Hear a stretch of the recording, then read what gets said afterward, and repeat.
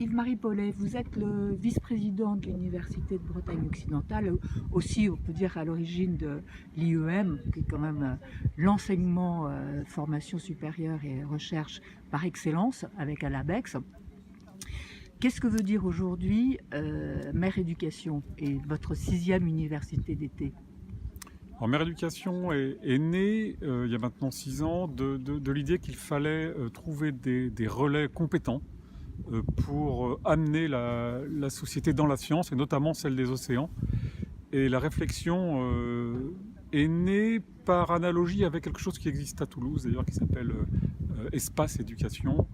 On a un peu fait dériver le concept et on s'est dit, voilà, on va réunir des enseignants, entre 50 et une centaine, pendant quelques jours, baignés dans la science. Et donc, ils sont venus ici, sur Brest, dans le cadre de ces écoles, qui ont une thématique dominante, mais qui reste sur l'océan et son avenir.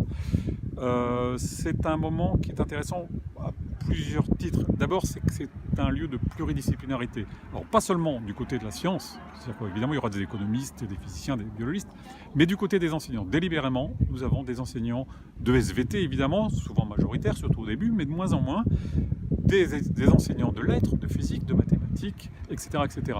Donc l'idée, c'est l'océan est un objet immédiatement interdisciplinaire, ça concerne tous les enseignants, et donc mettez-les ensemble face à un panel extrêmement diversifié de chercheurs, d'enseignants-chercheurs, pour traiter ensemble de l'avenir des océans.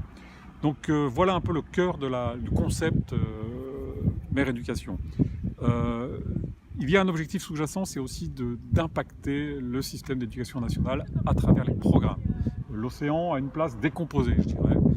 On parle du climat, donc on parle un peu de l'océan, on parle des ressources, etc.